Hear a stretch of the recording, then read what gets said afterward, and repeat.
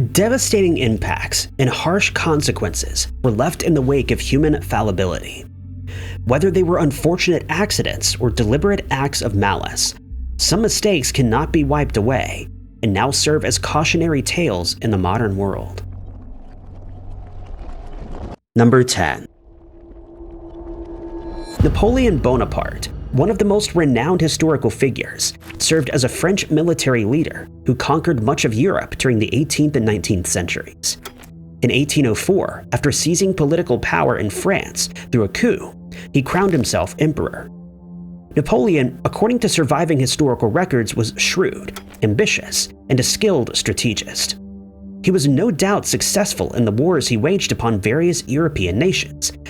That was until he wasn't. The great military leader was bound to make a mistake eventually, and he certainly did with the invasion of Russia in 1812. 2 years earlier, Russia had withdrawn from the continental system, which of course angered Napoleon, who now sought vengeance. In retaliation for the withdrawal, the French leader would lead a massive army into Russia in the summer of 1812, and what a fatal endeavor that would turn out to be. Not expecting his opposition to be as prepared as they were, Napoleon's forces attacked the Russians, but they adopted an unexpected strategy of falling back whenever the forces tried to attack. As a result of this tactic, the French troops had moved deeper into Russia. Despite not being prepared for an extended campaign, Napoleon ordered his troops to press on, and by September, both sides had suffered tremendous casualties, with the Battle of Borodino being the driving factor. Still adamant to overthrow Russia, the French continued their invasion and marched on into Moscow. There, they would discover that the whole population had fled and had set fires all across the cities, preventing the troops from gathering much-needed supplies and resources. Still, Napoleon stood his ground, waiting for a surrender that was never going to happen. He stayed in Russia with his ill-prepared troops and was soon faced with the onset of the Russian winter. The armies were cold and starving, and Napoleon had no choice but to leave Moscow. But the retreat proved even more disastrous.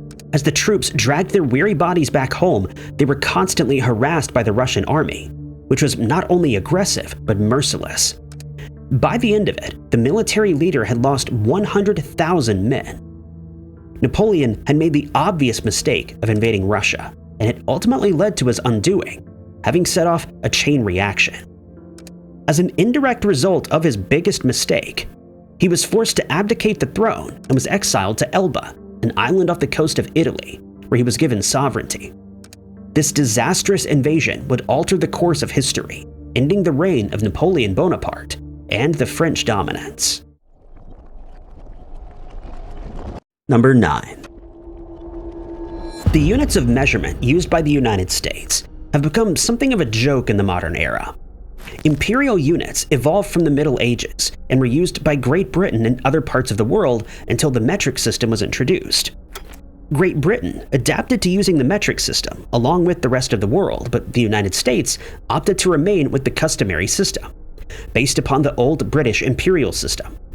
Imperial units are not legally defined in metric terms. With the United States being the only country that still employs the customary system that uses inches, feet, yards, and miles, there's bound to be some errors with conversions. Sometimes it can be as simple as accidentally using a tablespoon instead of a teaspoon, or hearing someone say that it weighs a ton, and having to ask, is it a metric ton or a short ton? When ordinary people make these kinds of measurement mix-ups, they wouldn't get anything worse than a bowl of bad food. But for NASA, such a slip-up can have a significant impact, potentially even resulting in the loss of $327 million. In an effort to learn more about Mars's climate, atmosphere, and surface changes, NASA spent $125 million to build the Mars Climate Orbiter, a 638-kilogram robotic space probe. Engineers at Lockheed Martin came from various countries, with some engineers being from the United States. During the construction of the orbiter, a confusing human error was made. While the engineers were using mostly imperial units, everyone else there was using the metric system. On the 11th of December, 1998, the Mars Climate Orbiter was launched. For 9.5 months, it made its way to its destination with no errors arising.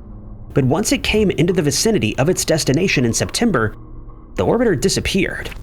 For some reason, the interplanetary weather satellite flew too close to Mars, causing it to burn up and rip apart in the atmosphere. It turned out this was no random accident. It was a fatal error that came from the use of two different systems. The navigation team at Jet Propulsion Laboratory was using millimeters and meters in their calculations. They were unaware of a mathematical blunder that lingered within. The Lockheed Martin astronautics had designed the craft using inches, feet, and pounds, and JPL's failure to notice that conversion proved fatal. Number 8. One of the best-known defeats of the Roman Empire was the Fall of Constantinople. For a harrowing 53 days beginning in April of 1453, the Ottoman Empire set out to decimate what was left of the Eastern Roman Empire, known as the Byzantine Empire. They shook the city of Constantinople until they were able to breach the massive walls, ultimately conquering whatever was left standing of the Romans. But the conquest may have ended a lot differently, altering the course of history, if it weren't for one unfortunate error, and it all centered around one man named Orban. Orban, believed to be of Hungarian origin, was a cannon caster who made use of bronze bombards, even though the use of bronze had already been abandoned some years prior. Realizing that he could make a living from these services, the caster began searching for those in need of them. His first stop would be the court of the Byzantine Emperor Constantine XI. Here, he pitched his cannons and offered his services to the emperor. At first, Constantine was delighted to meet the maker of this technology and sought to use it to his advantage. He'd viewed it in action sometime earlier and was impressed by its incredible power and how it smashed through solid rock. Even though he was impressed by the weaponry, there was a major issue. Constantine didn't have the necessary resources to employ the services. Timber was in short supply and was one of the resources required for foundry fires. The empire didn't even have enough money to offer Orban, so he reluctantly had to turn him away, a blunder that would be his ultimate undoing. Orban left the city and headed off in search of a new customer, so he made his way to the court of the Ottoman Sultan Mehmed the Conqueror, the very sultan who would lay waste to Constantinople. The Ottoman capital was known as Adrianople, located in the province of Edirne, west of the city he had just departed. After arriving there, Orban requested to meet with Mehmed and present his services. The Ottoman was informed of the traveler's skills and welcomed him happily. It was here that Orban had found his new customer, who had the necessary resources to make use of his services. Orban headed to his foundry, and in 3 months, a 27-foot-long cannon with a diameter of 2.5 to 3 feet was made. It could fire a stone that weighed anywhere between 1,440 and 1,500 pounds. The barrel would be walled with solid, thick bronze, which would stop it from exploding and ensure its stability. By January 1453, it was ready, and just a few months later, that cannon would be used to bring down the walls of Constantinople. Number 7. Everyone knows the story of Kim Jong-un, the North Korean political official who succeeded his father Kim Jong-il as the leader. The current leader of North Korea is the youngest of 3 sons, which brings about the question of why he would be named leader instead of the eldest son. It turns out that Kim Jong-nam, Kim Jong-il's oldest son, made a horrible mistake that removed him from the line of succession. Jong-nam was a scion who most expected to succeed his father, but one blunderous trip to Disneyland prevented that from happening, and it had one profound impact on the trajectory of history. It was May of 2001 when Jong-nam, eager to visit Tokyo's Disneyland, attempted to enter Japan, despite the hostile relations between the country and North Korea at the time. Regardless, he brought his wife and children along with him, expecting a fun-filled day ahead. Instead, Jong-nam would be abruptly arrested for the use of false or forged Dominican passports. There were a series of mistakes being made here, the first being that he was secretly traveling to a country during a time of hostility. His next would be presenting a Dominican passport that bore a Chinese name. This detail was, of course, suspicious to Japanese authorities, who swiftly arrested the Korean man and deported him. The event was so incredibly embarrassing for the family that Kim Jong-il actively shunned his oldest son, his expected heir. Ultimately, his younger half-brother, Kim Jong-un, would have to take his place as North Korea's leader. Adding to the Disneyland slip-up, Zhang Nam was also in support of reform, as well as a free market policy, making him the absolute opposite of Zhang Un and his father. If the expected heir hadn't made that fateful trip to Japan, North Korea's entire trajectory would be completely different. Zhang Nam would have assumed the position of its leader and altered its course as we know it. Number 6. No list of historical errors is complete without the biggest human mistake of all time, the Trojan Horse. The Trojan War is one of the most legendary conflicts known to history. It took place sometime between the 12th and 13th centuries BC.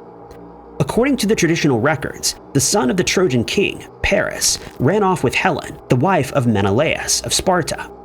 Menelaus' brother, Agamemnon, would respond to this by leading a Greek expedition against the city of Troy, in a war that would last a harrowing 10 years. Agamemnon assembled an immense army of leaders. Initially, diplomatic attempts were made to resolve the dispute, but these efforts ultimately yielded no results. Greek forces would then surround the city and hold it under siege for the next decade. The Trojan War resulted in significant casualties on both sides, although the exact numbers are highly debated due to the controversy surrounding the conflict's validity. Homer's Iliad described 240 casualties of war, the narrative suggesting 188 Trojans and 52 Greeks. But other sources indicate a much higher number, which seems more likely given the way the war ended and the mistake that caused it. It was the 10th year of the war, and the lives of the greatest warriors on either side had already concluded by this time. The Greeks decided that they would make one last display to end the Trojans once and for all. First, they pretended to withdraw from the conflict, leading to the first major mistake of the Trojans, believing that they were victorious. In secret, the Greeks could craft a large wooden horse, which would come to be known as the Trojan Horse. The creation was big enough to fit a person inside, and in fact it was so big that it could fit an entire raiding party within. The Greeks rolled the wooden horse to the gates of Troy, a group of warriors concealed within. Unaware of the lingering threat and believing that this was a gift to them and a sign of the end of the war, the Trojans accepted it. The horse was rolled into the center of the city, a blunder that would change history forever. As the people of the great city began to settle and celebrate their win, Greeks burst from the trap doors hidden on the structure and laid siege to the Trojans, massacring the men and making away with the women. The city was set alight, and only a lucky few made their escape. Number 5. It was 1836, and the Texas Revolution was raging. It would be that year that 60 delegates signed the Texas Declaration of Independence, and the Republic of Texas was born. Because they declared independence and defied authority, Mexico was angered and wanted all the Texian rebels to be slaughtered. General Santa Anna launched a decisive attack on the Alamo, an 18th century Franciscan mission in San Antonio, where a group of determined fighters had congregated. The mission, named for the cottonwood trees that surrounded it, consisted of 3 adobe buildings that saw log palisades enclosing the plaza areas. The walls were lined with up to 19 cannons, expecting conflict at some point, though unaware of the orders that had just been rolled out following the Texans' return home. Not knowing that Santa Anna's forces were on their way, the leaders of the rebellion failed to supply the necessary food, supplies, or ammunition. They would be in for a horrifying surprise come February 23rd. Mexican troops consisting of 1,800 to 6,000 men arrived at the wall of the Alamo, aiming to reclaim Texas.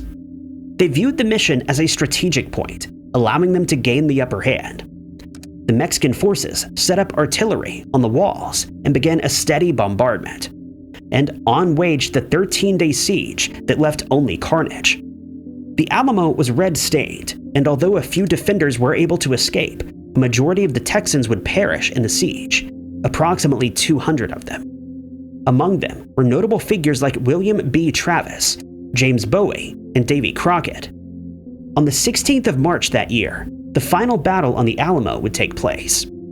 4 columns of Mexican infantry attacked from several directions, and there were no loopholes, forcing the defenders to expose themselves in order to return fire.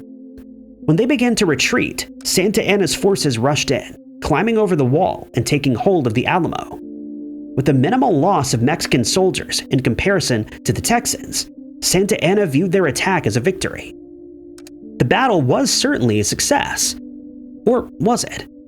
It turned out that this brutal and forceful display was nothing more than a single catastrophic mistake that would alter the trajectory of the Texas Revolution and Mexican rule. Citizens of the new Republic of Texas were outraged by the destruction of the Alamo and the massacre of the Texans. Samuel Houston, an American lawyer and politician, knew that something had to be done and began to raise an army, unbeknownst to Mexican General Santa Anna. Volunteer companies joined his growing army while Mexico was distracted by crushing Texan rebels. By avoiding the troops, the Texas army was able to gain strength and training. The mercilessness of the Mexican army served as nothing more than encouragement for Texans to join the new formation.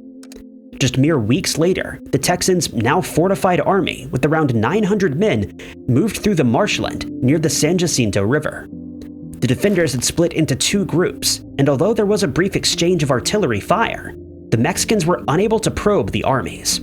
The defenders, though, weren't going to pounce properly just yet. Instead, they waited.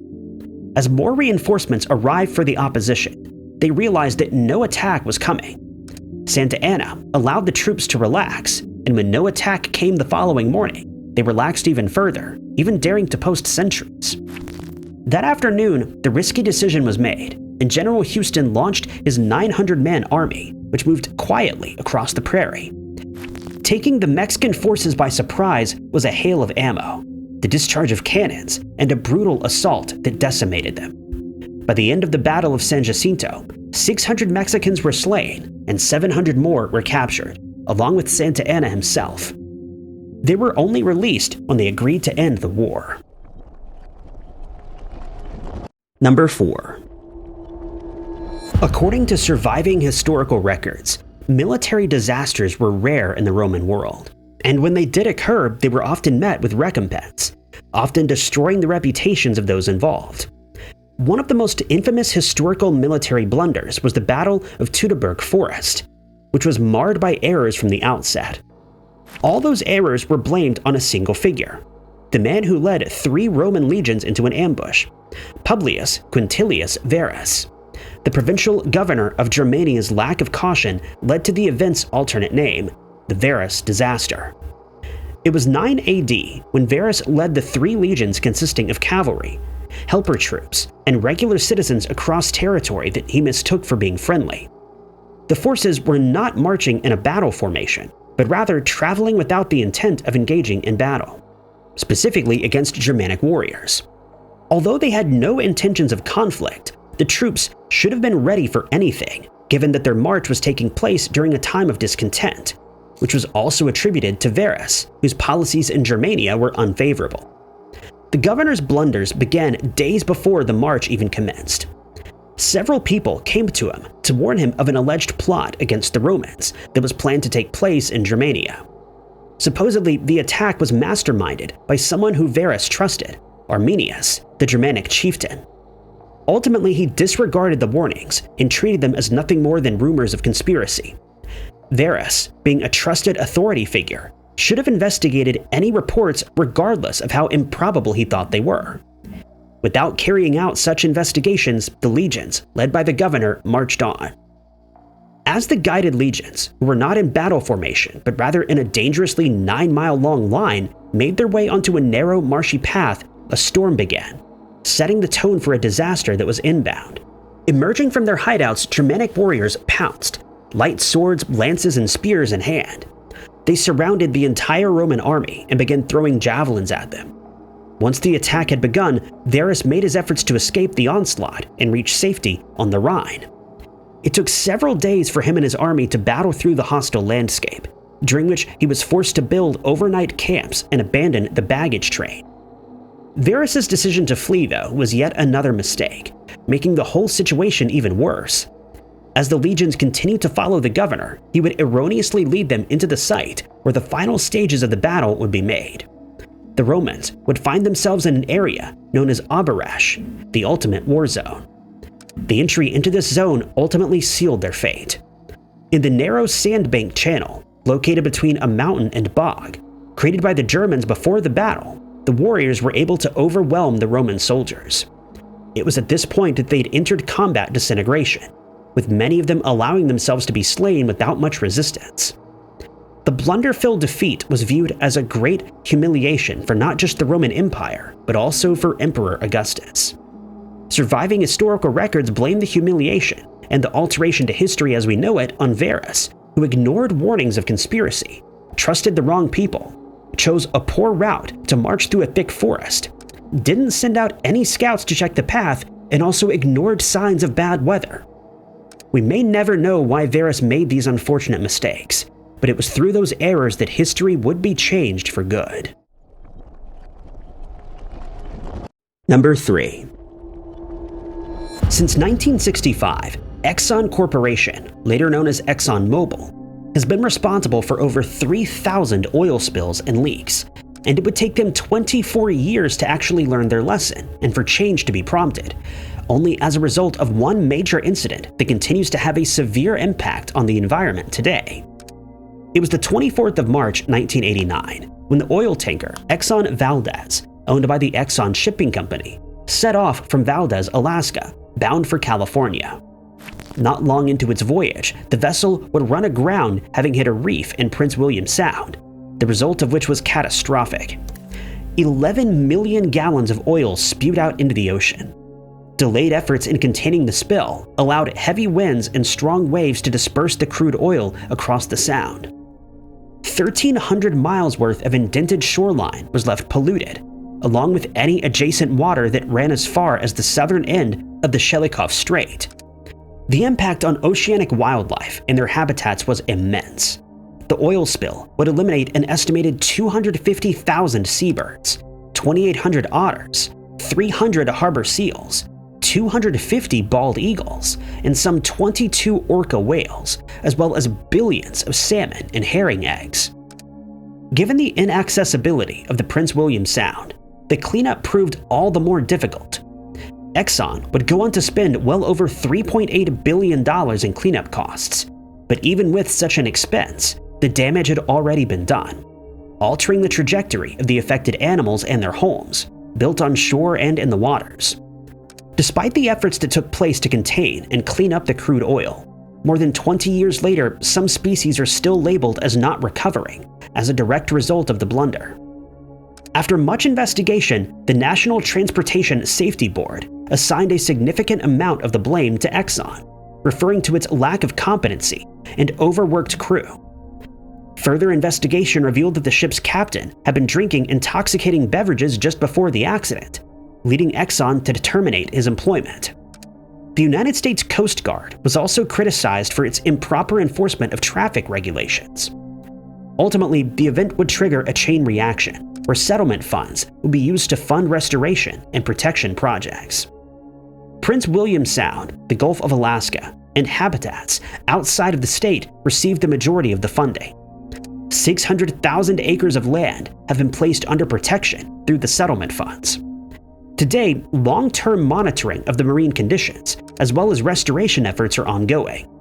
One of the activities involved focuses on the oil that still lingers, posing great risks to wildlife and the ocean as a whole.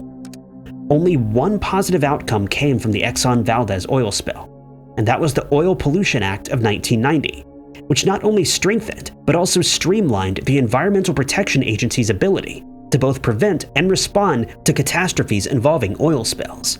It also established legal liabilities of responsible parties and scheduled the banning of all single-hulled oil tankers from the United States, which came into effect in 2015. Number 2.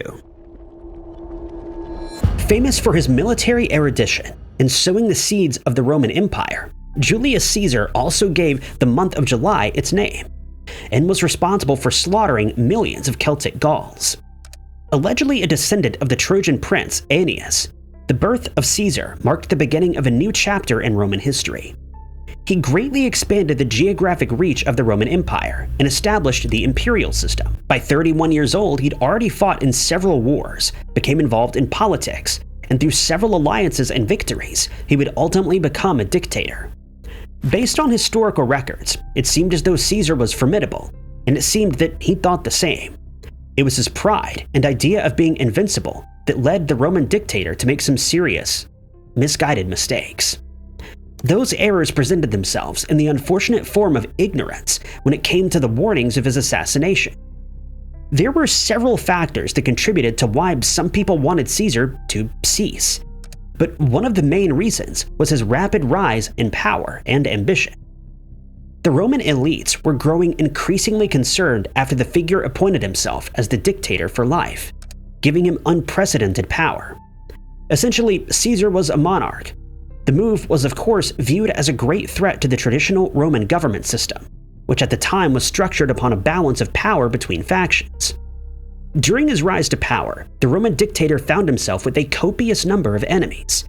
His victories and dealings made him into a tyrant, willing to trample on the rights and traditions of the Roman Republic. Although he was likely aware that he was a target, Caesar still believed that he was an immovable force. So when those warnings of his impending assassination came, he ignored them.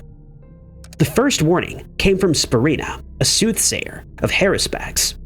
The expert in divination and interpretation of omens discovered the imminent threat and went straight to the ruler on the 15th of February, 44 BC. Having examined the entrails of a sacrificed animal, specifically that of a bull missing its heart, Spurinna warned Caesar and told him that he was to be cautious for the next 30 days. The conspirators knew that Caesar would be embarking on a long military campaign that would take him away from Rome in mid-March.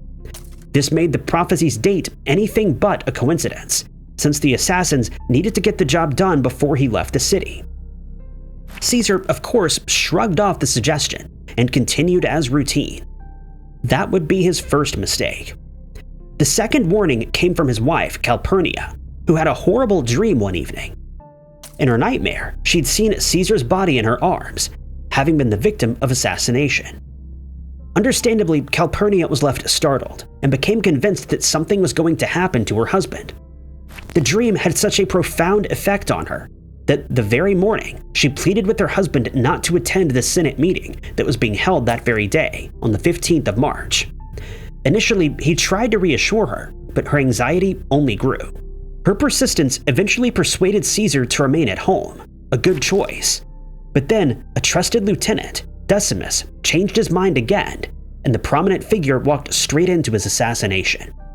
Despite the warnings of his impending demise, Caesar went to the Senate, where 60 conspirators were waiting for him, daggers at the ready. The dictator made 3 mistakes that led to his early demise. First, he ignored the warnings of a soothsayer, then those of his wife, and then he made the ultimate blunder of trusting a friend. Number 1. When searching for connotations to the word brutal, several historical figures come to mind. One of them is the notorious 13th century warrior, Genghis Khan. Khan has many adjectives associated with him: powerful, brilliant, adaptable, ruthless. Missing from the list are concepts of level-headedness and understanding.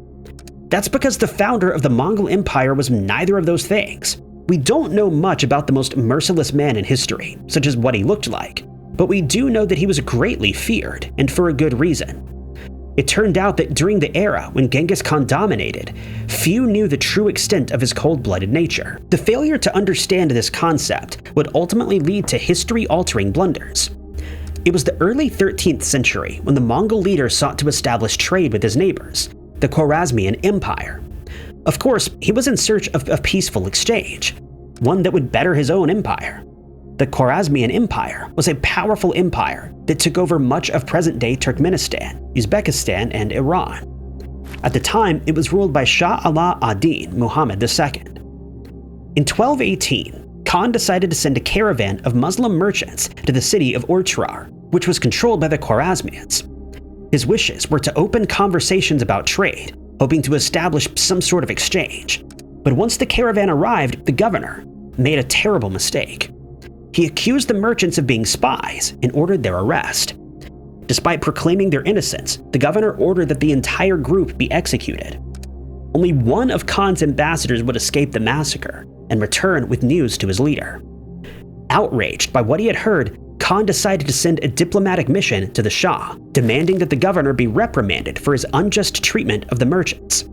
He also wished for reparations to be made for the loss of life and loss of property. Once Muhammad II heard these demands, he would make the next fatal error. He refused to comply with the wishes and added yet another insult on top of it all by beheading the chief envoy of the mission. The Shah even returned the decapitated head back to the Mongols. It was this erroneous decision that would mark a pivotal altercation in the course of history. The Khwarezmian Empire picked a fight with the most feared man of the century.